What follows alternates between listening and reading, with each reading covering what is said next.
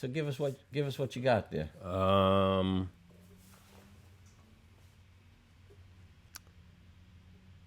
don't have anything. Sandra Gal, silence. Okay, listen, we're ready to get going here. Let's introduce our company here. This is Greene Street Joinery. This is the American Podcast, the American Craftsman Podcast. That was smooth. It was. But you know what? Somebody's got to break the ice. Can you tell this is our first time? Yeah. Anyway. So here we are. We have a couple of things outlined for today. The first thing is introducing the beer of the week. So you just skipped over the introduction. That was the introduction. Oh, God. The introduction was me introducing our company. Let me do it again. I'll start again. Start again. And then it's introduce the beer of the week. Oh, all right. Not the backstory. Are you going to tell everybody what the beer of the week is? I have to say it. Call this meeting. No, I'm going to say because I'm the one that picked it out. You hand it over to Jeff. Okay. Ready? Yeah. Sound rolling. Good afternoon, everybody. Welcome to our first broadcast, the American Craftsman Podcast. Podcast. Okay, let's start How again. old are you? That's like, ever seen that commercial where they're like buttery, flaky crust, and the old guy can't get it? You want a piece of me? Here we go. Okay. Hello, everybody. Welcome to our first weekly broadcast. You guys are making me nervous. God. You got one more shot. Okay. Hello, everybody. Welcome to our weekly broadcast, the American Craftsman Podcast by Greene Street Joinery. And these are my partners to my left, Robert, Jeff. We've been together for close to about a year. And we're here now to shed some information about what we do and answer some questions for the people out there. But first, we're starting a new part of the program. We're having the Introductory Beer of the Week. And today, it was picked by none other than Jeff. Take it away, Jeff. All right, so what we have here is Uncanny Valley by Jughandle Brewing. So this is actually a brewery in Tinton Falls, New Jersey, which is pretty close to us. It's a New England Pale Ale. So try it out, and we'll wait until a little later to see, what we think about it.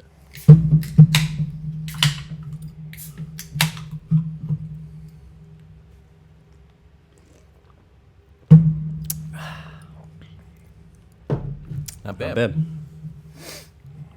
You can see we spent a lot of time together. Yeah. Oh my God.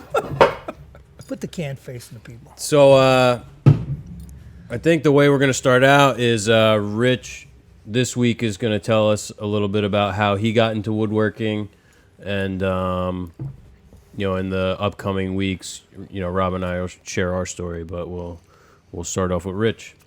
Okay, listen, I didn't start out as a woodworker. I think most people really don't start out as woodworkers.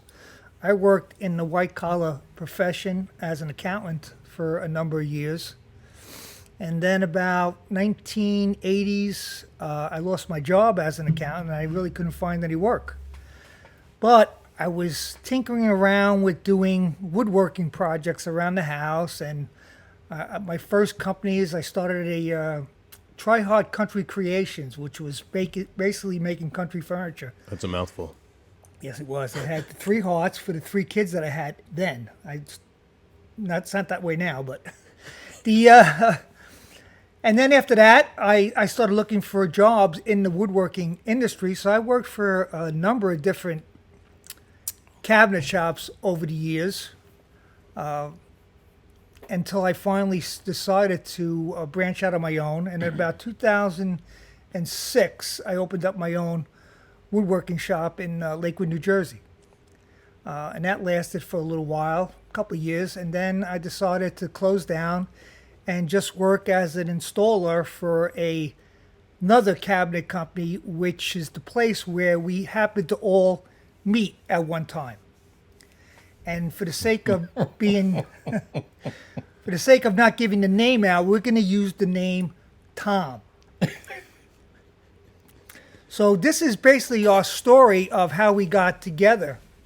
When I left my last, when I closed down the shop, I worked with this gentleman, Tom, as a installer and a cabinet maker. And during the course of the time, I worked on and off with him.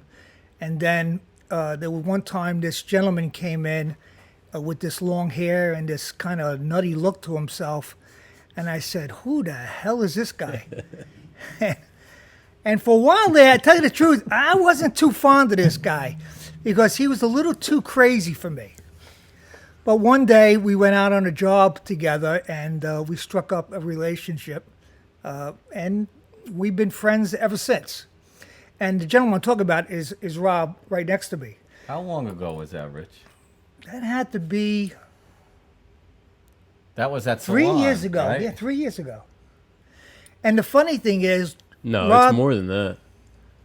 You know, Yeah, well, because I met you guys in 2016 on that job in Atlantic Highlands. Yes, and we met Jeff, Rob and I, through a job that we went to install for this Tom character. Character's And right. Jeff happened to be the lead carpenter on the job site. So when I got fed up with this Tom character, I decided to quit. I couldn't take it anymore. I just couldn't handle the way he did things, the way he worked, the way he ran that company.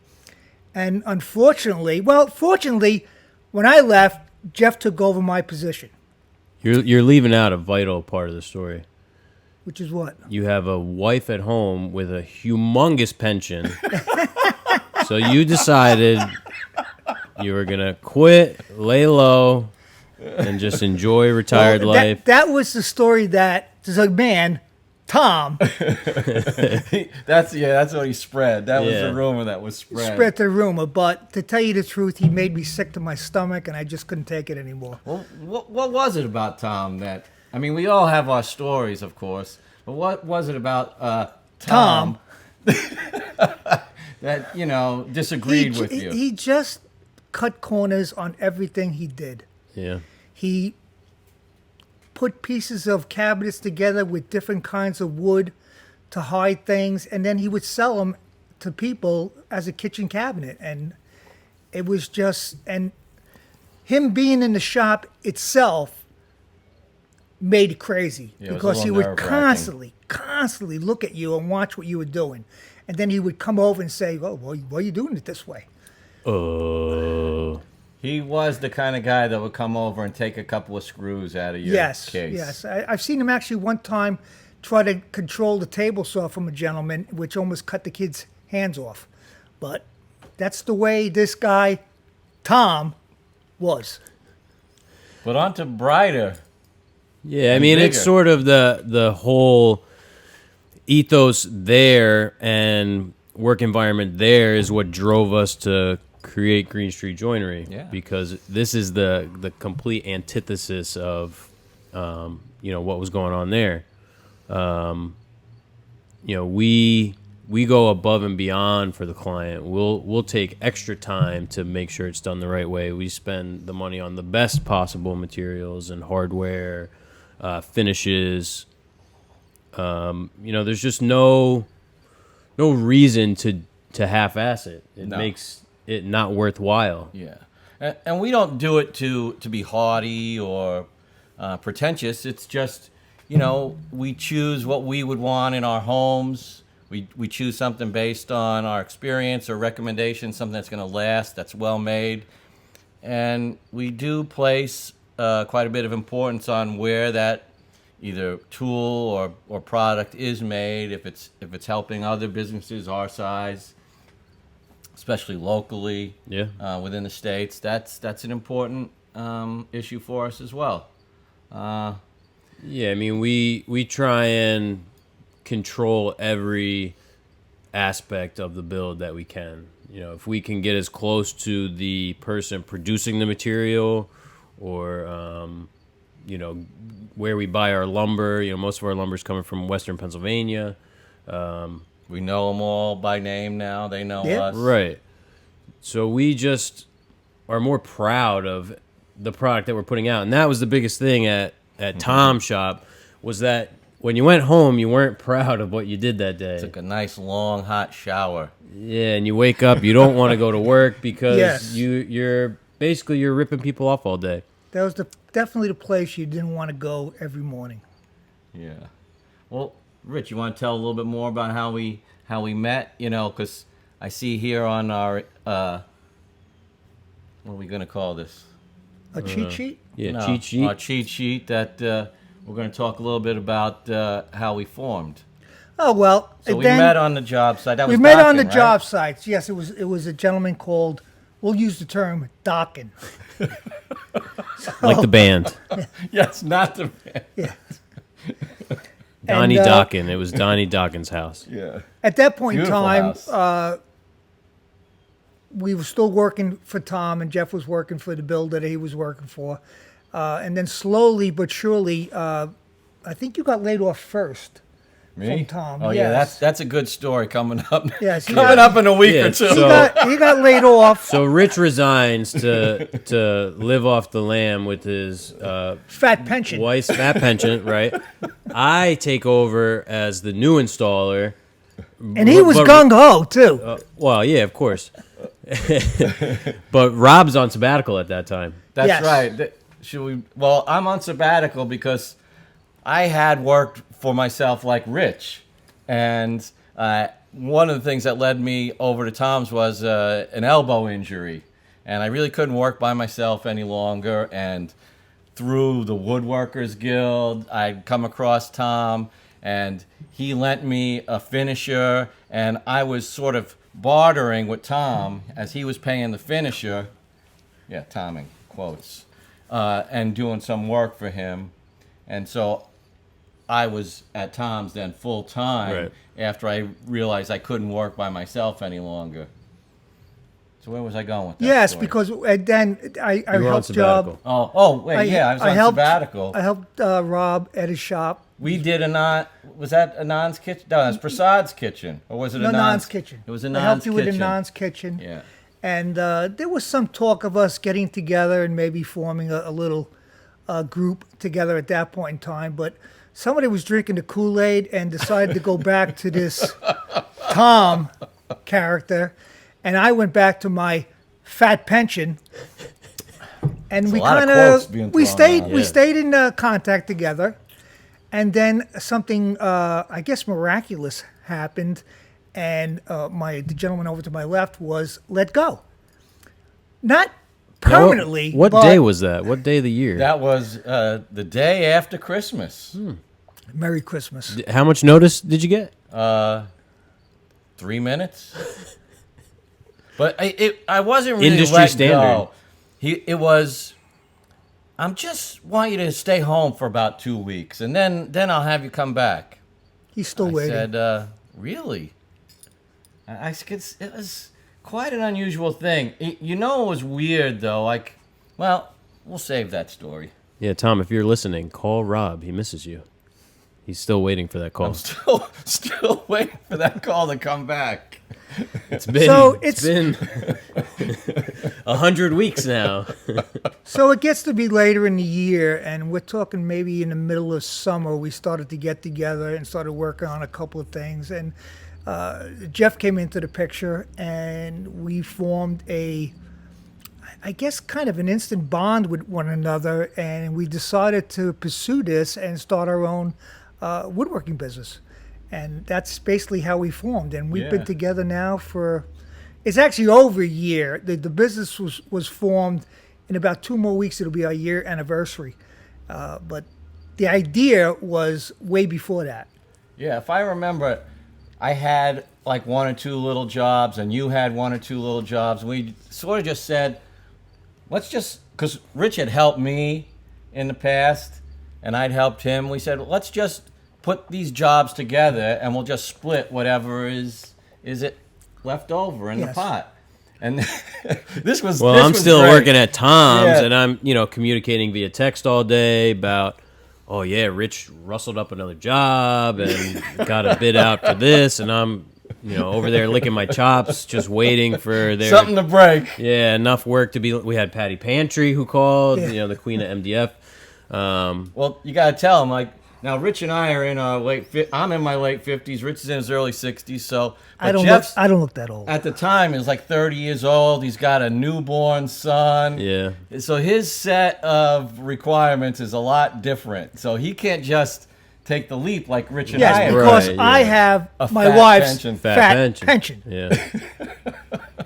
Is she that secret benefactor for the business that's been funneling Yes. all that cash Yes, in? well, you got me.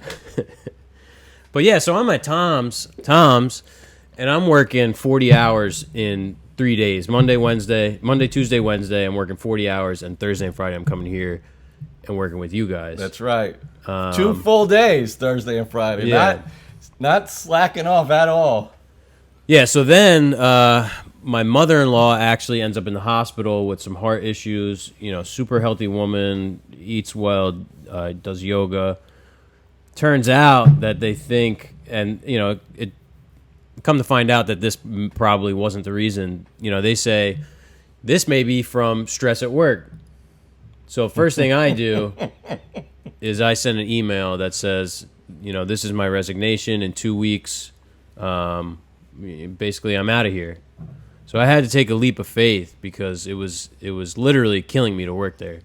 And to feel the difference now, waking up every morning, it feels good to be proud again of what you're doing. Oh, yeah.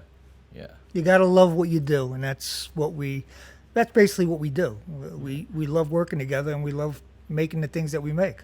Yeah. Well, I mean, I'm sure we'll talk about it continually as the weeks pass, but, a lot of people, guys especially, who've thought about trying to do something like this, or they see us sort of living this dream, which in one way we are, but there are so many sacrifices that go into creating this workplace. We make a lot of them daily, whether it's choosing a job and turning down a job, or just picking this niche of the marketplace, which is Right. pretty slim, because quality of life and the quality of what we do is very important to us.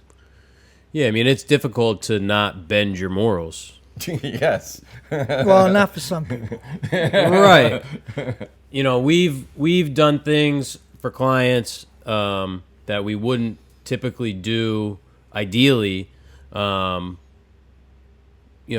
we believed in the client and believed that they were looking for, something done really well, and we're at risk of being sold something that's not, as good. So we've done some things that, weren't wrong, but not what we would typically do, for those people. Yeah, but we're very upfront about it. Right. We will explain to somebody, well, if you want it built this way because you'd prefer saving money, we're going to tell you why we prefer to do it the other way, and these are the issues that may come up in the future. Right. We don't sell it as something that it's not. Yeah, and it hasn't been so much financial. With design these days, things are very in a box and very cookie cutter, which isn't something that we really have any interest in doing. Thank you, Pinterest. Yeah, and Instagram, because we've had the photos brought to us of people who I'm sure you all know from Instagram and Pinterest, and we won't build things that way because it's not the right way. Well, that'll go back to, we'll be probably touching on that in our last, one of our questions, the viewer question of the week, which is an interesting question. So we'll probably get more into that at that point in time. Mm-hmm. Should we talk any more about our company goals and ideals, or you think that's enough? Or? Yeah, I mean, I think, quality above all is really our biggest. Yeah. I mean, we do design everything from scratch as well. So, people come to us with something that they want in their home typically, and we take it as a big responsibility to not just do something we've done before because it's convenient or we know how to or it's inexpensive. we really spend a lot of time with clients. We go to their homes, we visit, we measure, we design, we redraft and revise until we feel we've got something that's unique to them without being, untimely or something like that. It's gotta stand the test of time, both in the way we build it and the way we design it.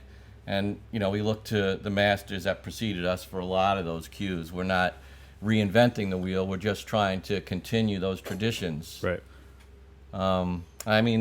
The kids that clean our shop are the children of old clients who didn't even have children at the time. Mm-hmm. And now he's in high school and he comes and he cleans the shop on the weekend.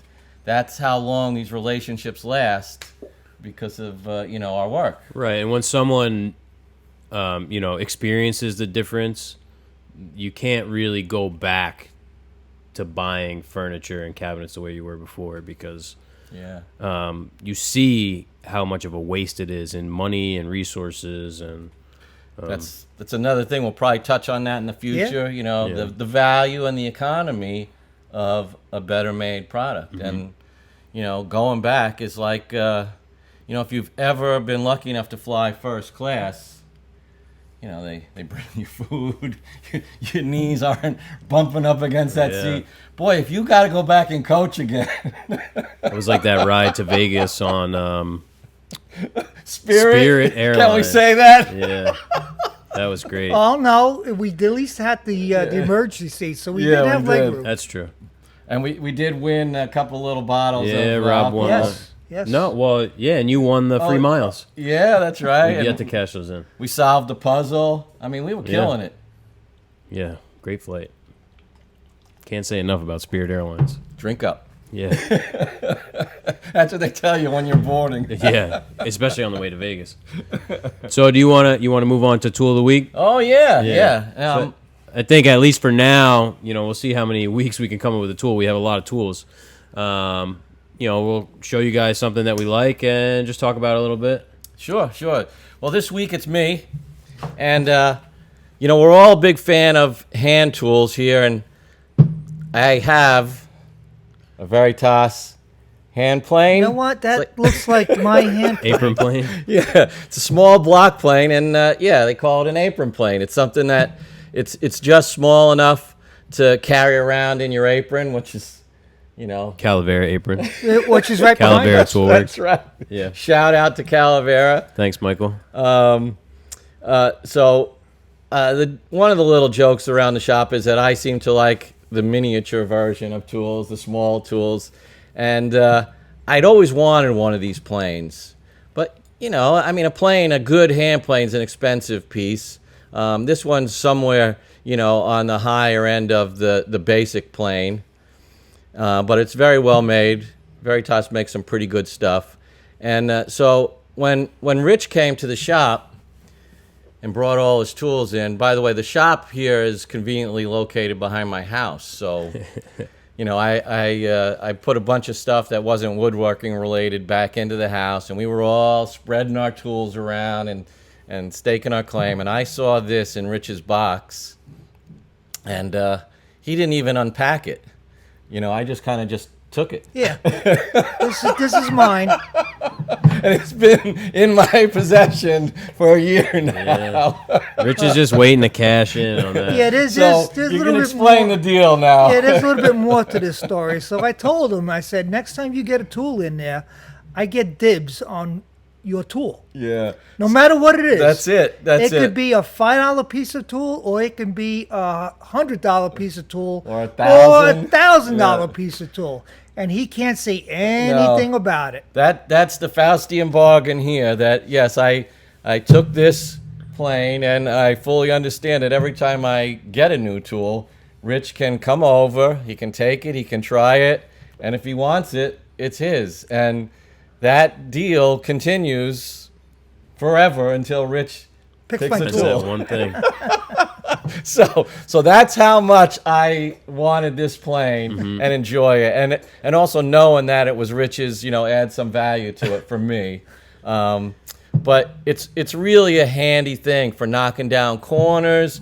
Not so much for doing a lot of heavy work with, obviously because of its size, but we work with a lot of hardwood, and we're always, knocking corners, maybe shaving something off a little bit, and it's just something I enjoy holding in the hand. It feels good, it feels right, and it's not something you're going to use every day, but like a tape measure or something. Right. But it's a nice tool to have, and I would tell anybody who hasn't tried something like this to give it a shot. It's a good entry level price, a Veritas plane too. I mean, something that you could easily go forward with if you sharpen your own blades and everything like that. Well, that's going to be the key. Knowing how to sharpen your blades. It's always been a bugaboo of mine, but we got Jeff now. Yes, exactly. So. Jeff will put a mirror shine on resident everything. tool snob, as I've been called. That's right. So that's it. You guys have any questions about the tool of the week? You write in, and we'll try and address that next week. Yeah. I heard Lee Valley, they're coming out with a new line of gardening planes. Yeah, Lee Valley, if you're listening, we miss you. Yeah. Less gardening stuff, more woodworking stuff. Yeah, this is of the age when they were still doing it. Yeah. Still doing it right. And made in Canada, so nice. Yeah. It's nice. Support them when you can. Yeah. Which brings us to the topic of the week, which is the challenges of being a U.S. manufacturer. We are a manufacturer. We are a small manufacturer. Right. Very small. But we are USA. And that's what we strive to do. That's who we strive to buy from when we buy our materials and all that. We don't want to rely on that other place out in faraway land for our material. But unfortunately, it's so hard to find things made in the United States, in Canada, and such. It's just a very difficult thing to do. Yeah. And a lot of manufacturers, when you go to buy something, you don't see that until you get the piece of machinery or the tool or this, and then you see that little stamp on the side that says, not made in the United States. Yeah. It's not necessarily a political statement at all. No. It's, we want to benefit people like ourselves. When something's made in Asia, for instance, typically it's done because it's cheaper to produce, and the only people that are benefiting are the owners of this large corporation. Right. Yes. So we love to get stuff that's made in America, comes from America, because that means there's some guy like us at work earning a paycheck, and he's involved in the making of that. That's why we do it. Now, I had a discussion with a guy on Instagram, a bigger account from Canada. Now, he has the knockoff version of the True Position hardware jig that we have. That we paid the top dollar for, made in America. $189. I understand it costs more in Canada because of tariffs and whatever. He said that he would rather have the $50 or $30 Chinese version because he doesn't see the value. He thinks that at $189, the True Position is overvalued. They're basically that they're ripping you off, which I don't agree with. First of all, second of all, I'll pay. It did pay for itself in the. It paid for itself in one job. I'll pay 5 times more if that money is going directly back into a small economy like wherever True Position Tools is based in the U.S. That money's going directly to pay these people working there. And then at $189, there's not that much meat left on the bone. No, because we make things every day. We know what it costs, and people are shocked when they see what it actually costs to make something. So at $189, most of that money is going back directly to the people that are making these things. Yeah, cost of production. Right. I mean, insurance. Yeah, the intellectual property of coming up with the idea. Right. The investment in the tooling. It's really a duty of everyone to try and put a little bit of more money back into these local economies because it should probably be more than $189, but they have to compete with the knockoff that's $40 or $50. Yeah, that's what I'm getting at. so we have to pony up the cash sometimes to just Yes. to really And keep. we do. And we Yeah. do. Oh, yeah. No, we absolutely do. That's part of the difficulty in selling our work is that there's such a disparity between manufacturing and the sale of the consumer goods that people don't know what it costs to make Right. these things. They think that you can go to Home Depot and buy a cabinet for, let's say, $250 because that's how much it costs to make. Well, that's how much it costs to make if people are being exploited and it's being done the cheapest way possible. But in reality, it's way more than that. Remember, Rich? What was well, we won't use folks' names, but we did go to. It was an old client of Rich's, and that's sort of where a lot of our first leads came from, as we were, phoning all of our old clients and acquaintances, and we went over, and this was a well-traveled man with a wife from Europe, and they'd been around the world, and they had fine furnishings in their home. And they Took said, me a while to get it. I know. They said, come on over. We want you to build us a custom bedroom suite. We see your work. You're like, love it. You had just finished a Non's bedroom set, a bed and two dressers. We have these photos for inspiration. We went into their house. We spent probably 2 hours there talking to them, meeting them, measuring, talking about their inspirations and their needs. And then they said, so what's the next step? Does this come in a kit? And I thought it was a joke at first. I mean, but as Jeff's saying... It's still a joke. It's still the butt of many jokes. People don't understand where these things come from. And usually, even Anand, he's a great example. Now, Anand's another guy who's a white-collar professional who's always... dabbled in woodworking as a hobbyist, so he knows what it takes to build something. When he came to the shop with his wife and saw the shop in the midst of what was going to be his kitchen, he was blown away by the amount of work, the wood, the amount of setup it takes to put something together where you're concerned about all of the small details. And that was cherry and maple? Cherry, with maple. All grain matched doors and, face frames with book matched panels resawed from 5/4 material. Not quarter-inch MDF flat panels that are... But that's basically our standard. I mean, everything is... Our normal stuff is, 5/4, grain matched, book matched panels, mortise and tenon joinery. If we know of the right way and a good way to do it, we'll do it that way. Right. And if not, we'll find out. Yeah. I mean, we got the internet now. There's no reason to not do it right. If you don't know, look it up. Right. And there's so many examples of people doing it the right way. Yeah, there's a lot of great woodworkers out there. Is that a segue? Is that a segue I hear? Oh, no. No, not yet. Not yet. We still got a couple other topics. Man, we're going. We're still on this manufacturing thing. We're grooving. A little bit. The end of that story with that gentleman that wanted the bedroom set. Oh, yeah. We gave him the price. We thought it was a good price. But he decided to get a condo in Costa Rica and wanted to travel to Singapore. So he decided that it was too much money to spend. Yeah. So that's how it ended. Yeah. It's not a question of not having it. That's the thing. Well, this is what surprises me. A lot of people, we know other people that are very successful in business, and they'll spend money on a $10,000 watch. Now, I'm not talking about a watch. $10,000 for something that you just go like this and say, oh, gee, it's that time. They usually have it's that date. Yeah. And when we proposed a piece of furniture for this person, oh my God, why is it so expensive? People just...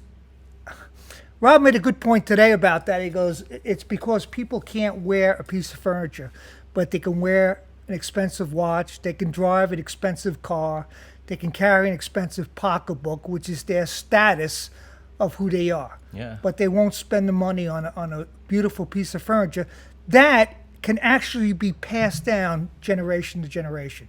Yeah, Because and that's what we're looking to do. We're looking to build pieces of furniture that can be passed down. I think that's a big part of it. We've been sort of conditioned to think that, over the last, let's say, 50 years, that furniture is disposable. Whereas in the past, I mean, I'm sure you guys had, and even I had, the first furniture that you got was passed down from your grandparents, your parents, your cousin, your aunt and uncle. Now, after best case scenario, 10 years, it's gone. It's in a dumpster, then it's going to the landfill. Another issue, really. And I don't know if it's that people aren't secure enough in their own taste or confident enough in their choice or the person that's designing the piece that it has the staying power to be, worth having for that period of time, which I think is something that we do. We design something that's timeless and you'll be able to have it in your home for like the barn door project that's coming up. Right. One of the things that seems to be in vogue right now are these interior barn doors that have the angular cuts in them, and it's a nice looking door, but it is going to be somewhat limited to what you can pair with it.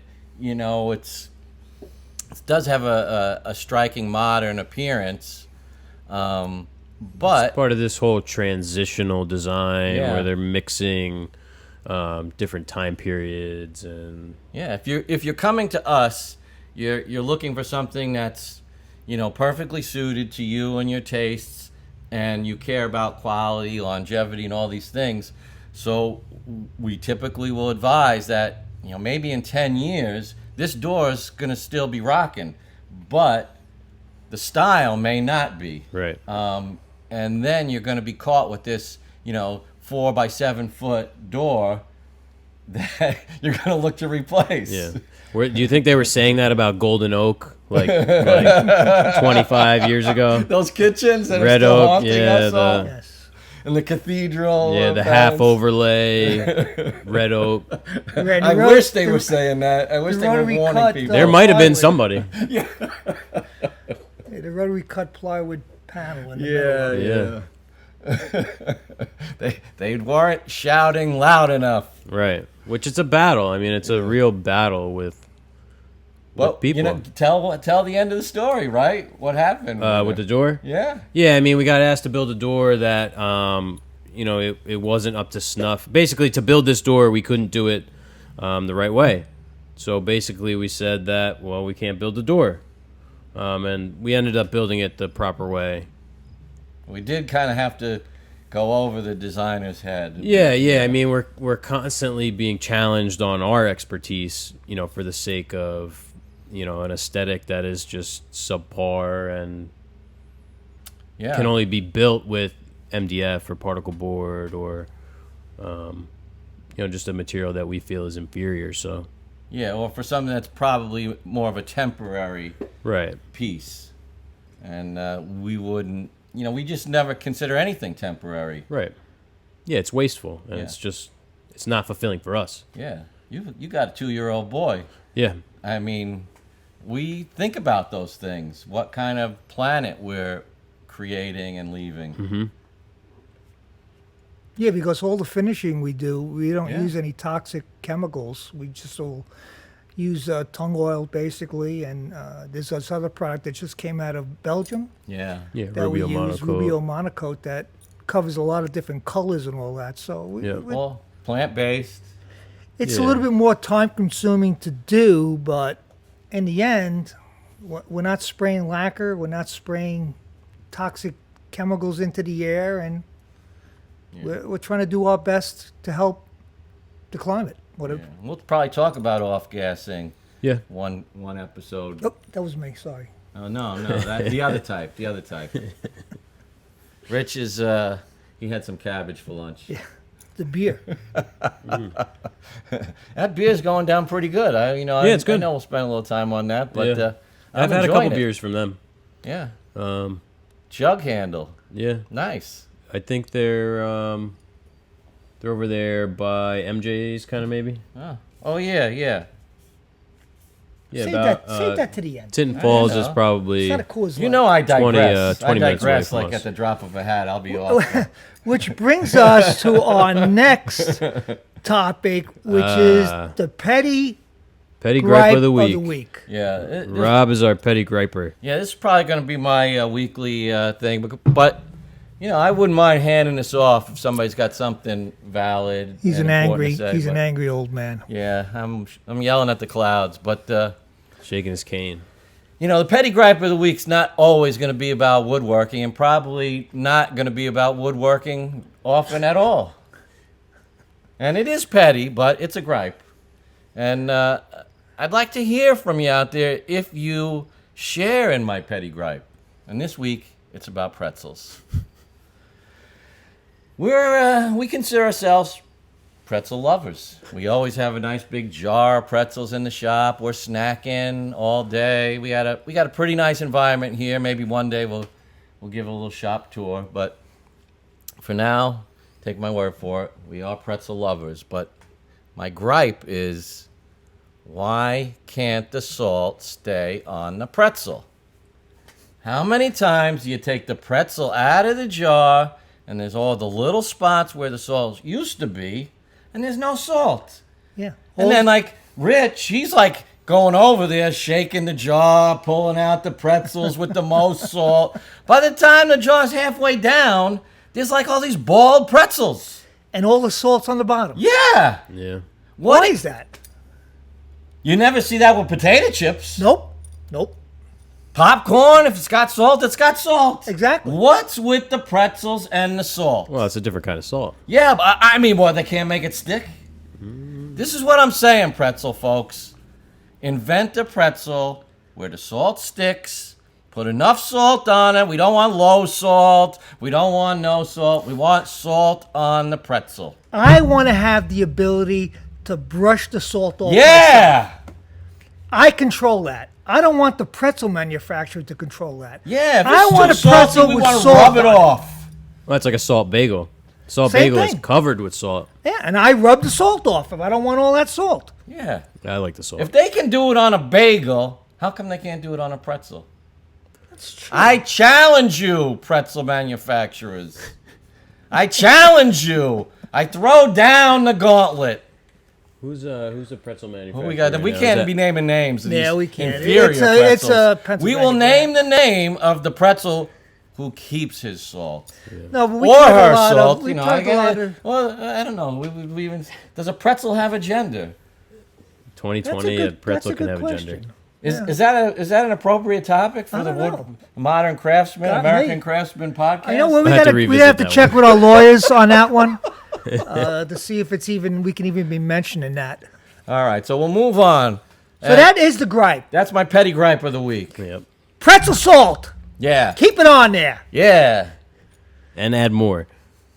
Go salt. Which brings us to now, we like to do this and we want everybody out there to participate. We don't really care what the question is. Hopefully it's related to woodworking, but we'll answer any questions out there, whether you like my hat or you like my shirt or where did I get my clothes and all that. But this one, it comes from Doing his grooming. a gentleman from New Hope. I call him Wet Willie, but his name is Wild Willie. And he's another Probably wet cabinet and maker. wild. He's another cabinet maker from Pennsylvania. He happens to be a friend of ours. And he came up with an interesting question. And since I have to stutter a lot with my speech, You want me to read it? I'll let Jeff read this. Yeah, he's This good. is He's this got is one right there. so this is paraphrased. What's the difference in quality between the big cabinet companies who market a cheap product as high end and a small company like yourself? Big developers claim they're providing a client with a custom cabinet package when in reality it's a click and drag program where you get to choose the doors. Half of our job is convincing the client that our work is worth it versus buying whatever else is available. Basically, do you think people know what they're paying for? That's a long question. Yeah, I mean, it ties in, very closely to what we were Yeah. talking about before. So what is he saying? He wants to know, do people notice the difference? Is that part of it? Yeah, I think maybe what Will's getting at is the reason people are fine with settling for some sort of inferior product is the reason because they just are absolutely clueless. Right. They don't know the difference. Right. Like They're getting the wool pulled over their eyes, basically. Or if it's not that, it's like I grew up in Brooklyn, and we had corn. It came in a can. Or every now and again, you'd get it like It in was season. grown in a can? I think they grew it somewhere else. And, it would come out seasonally, especially back when we were kids. Right. The vegetables were seasonal. And I remember, I don't remember the state, but I remember distinctly the feeling I had when I ate a piece of corn on the cob from like a stand on the side of the road, that it was so different that it was like a complete other food. Mm-hmm. And from that time, I can't eat that other corn. Right. So that might be something to consider, that folks really don't know that there is a complete other type, another level, if you will, of furnishings. Yeah, because they haven't had it. Right. Yeah, I mean, if you eat at, McDonald's only, Right. you don't know that you may know, but if you haven't tried, going to a nice restaurant. Mike's Little Red Store. Yeah. Big Mike's Little Red Store. And, Another one of our future sponsors. Another shameless plug. yeah, our buddy For a Mike. friend of ours. You just don't know, so you think what you have is fine. I think a lot of people, they really don't know what they're buying. Everybody goes, they go to the Home Depot, they go to these cabinet, Even these makeshift custom cabinet shops. custom cabinet shops, and they think they're getting custom cabinets, but they're really not. Yeah, explain Because- what it is, Rich. Cabinets are made in these shops in 3-inch increments, meaning that they'll start with a 9-inch cabinet, then they'll go to a 12, then they'll go to a 15, an 18, 21, 24. That's the width size. Now, in order to make it custom, they make what they call fillers, which they put in between the cabinets to make up the space. So you have a space that needs a custom cabinet that maybe has to be 25 inches or 26 inches. They'll make up that 2 inches with a 2-inch piece of wood and put it in between the next cabinet. Well, So anytime you hear the word filler, Yeah. it's not a good thing. No, it isn't. Whether it's your food. And plus, you'll ever notice if you go to a store like Home Depot, if you have a run of cabinets that's longer than 8 feet, you won't get a piece of crown molding that's longer than 8 feet. Mm-hmm. You'll get an 8-foot piece of crown molding, and you'll have to what we call scarf the joint and put it in a spot where it's so noticeable, because they don't make that kind of molding. They do, but it's always extra. Yeah. Yeah, and sometimes you can't even get it. No, it's people don't realize, and then it's also the price. Some people just don't want to pay for the product, and then when you go into these houses and you see the product that they buy, and you start talking to them about it, then they start to say, "Oh yeah, you know what? Yeah, you're right. Look at that. There's a seam over there. Why is that seam over there? Why is it only 8? Why did they give me an 8-foot piece of molding?" So it's like people just don't realize what they're buying.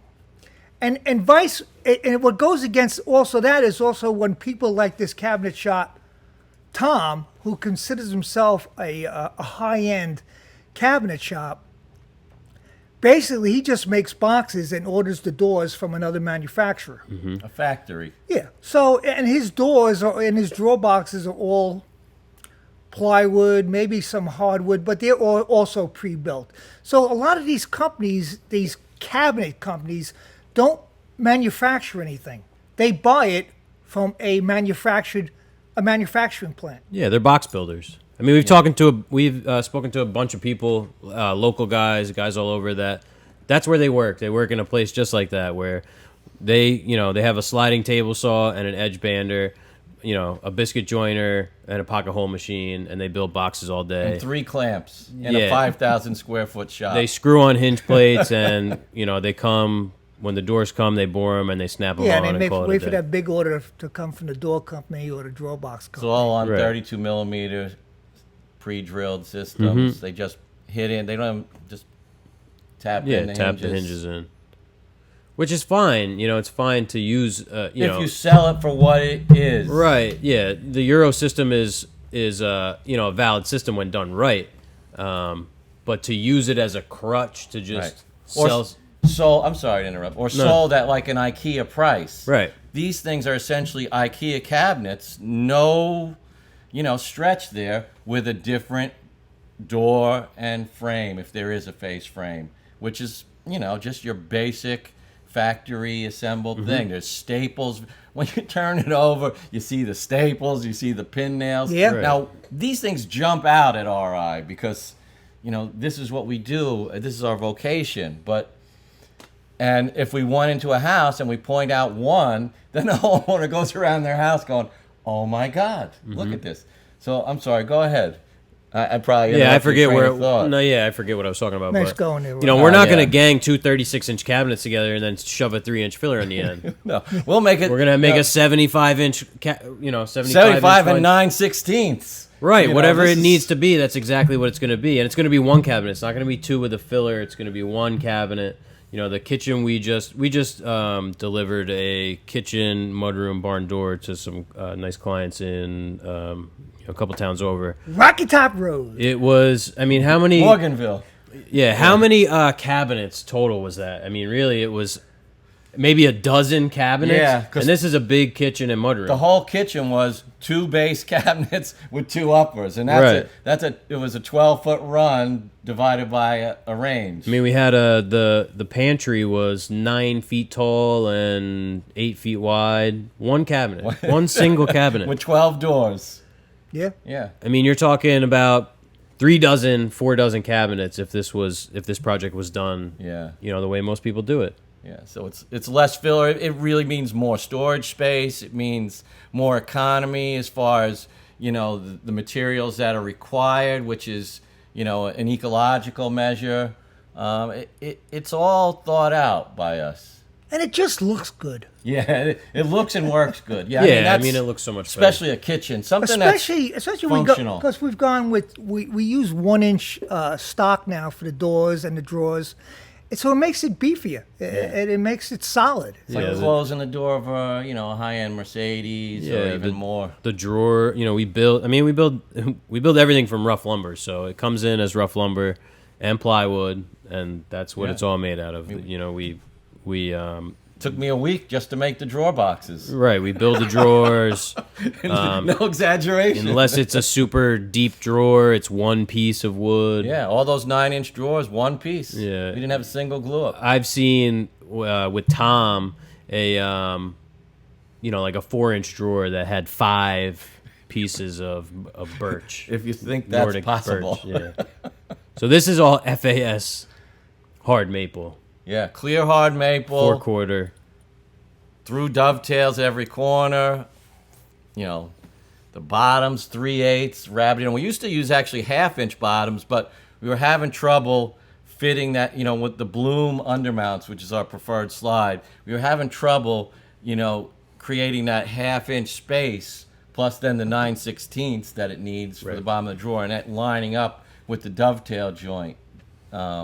Because so they're through. With a half blind, it's easy. It was making such a big dovetail. You didn't like the way it looked. And the through dovetail. I think it looks so much better. And the joint was invented because there were no glues. Right. It held the box together without glue. And the drawer's the hardest working part of the kitchen, probably. Especially you get in there, you're shutting it, you slam it, boom, bam. Yeah. So to answer Wet Willie's question. What was the question? Do people know what they're paying for, basically? You know what? I would so. say What would you say, 60% people know, 75% don't know, 25% do know. Yeah. That's my opinion. Yeah. Would you agree with that? I'm going to say it's probably even more don't know. I'm going to agree with that. Maybe Sure. 95% don't know. 95? And Yeah, 5% do know. And I'd say maybe 10% of those 95 are receptive to hearing, about why they may have misconceptions. Yeah, well, they just say they see a kitchen going, it looks good. It functions. I like those numbers. For the most part, we find that probably the husbands aren't really that concerned with much besides the cost, especially as you get into these bigger homes. People, they work for a living to make all that money, and they're busy, and they don't spend that much time in the kitchen except maybe at the island. Yeah, and all the the intrinsic value has been stripped away. That's right. So people, they're not using it. They're not interfacing with it. Total utilitarian. We need a kitchen, and it wants we want it to look like this, so let's just make it look like this the cheapest way possible. And we're gonna sell this house in 10 years when I get a promotion anyway. So we just need this kitchen to last 8 years, and that's that. So you people out there, you know what? Start using your head. Look at what you're buying. Yeah.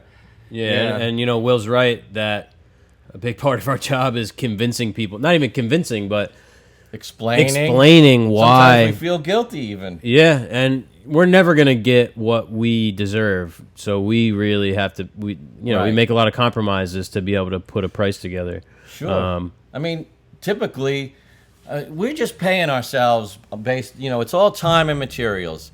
What does the material cost for us? We don't mark up the materials. We'll charge for us to pay the tax and the shipping and everything. But basically, we pass the material costs on to the client. We're very transparent. We show that, and then we pay ourselves an hourly wage. And if we figure a job, we go, all right, we're gonna estimate this job as 200 man hours.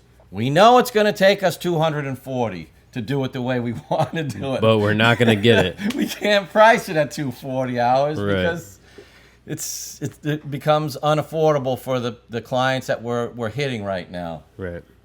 But we'd rather do it. We'd rather put in the 40 hours and be proud of it, put our name on it, and hope that leads to the next job and the next job after that, which more or less it has been. I mean, Yeah, that's true. And we could sleep at night. Yes, exactly. Yeah, I mean, I think it's going to be a recurring theme because it's sort of the biggest hurdle for us. It certainly hangs over the whole idea of a shop like ours. I mean, there are other people trying to do it. It's not a simple or easy way to make a living. Right. I mean, we have a lot of broad experience here between the three of us, and that's really what makes it possible as well. Plus, having the shop here reduces our overhead. We have that going for us, and it allows us the freedom to be more stringent with our ideals. Right. So we don't take it for granted. We take advantage of it, actually. Yeah, and to have the opportunity to be creative and artistic and and we're always pushing. Yeah. So I hope that answers your question. But it was a very good question. The short answer is no. It's a hard answer. It's a hard question to answer. It's just, Yeah, I mean, I think we can probably agree that the short answer is The developers do know. I mean, they know. Yes, because they're getting the break. They just can't. Yeah. And they tack on a percentage on top of that piece of crap product, and they're happy with that. All right. So, I mean, that kind of wraps it up. We can put a pin in that for now. Should we end with the evaluation of the Jughandle Brewing Company Pale Ale, New England style? Uncanny Valley Pale Ale, New England style Pale Ale. Well, you should probably go last since you brought it in. Okay, personally, if they were to become a sponsor of us, I would say yes, I love this product. But you know what? I'm from Jersey City. I'm from the old man bars. I'm used to drinking Schlitz, Schaefer, Valentine. Pabst.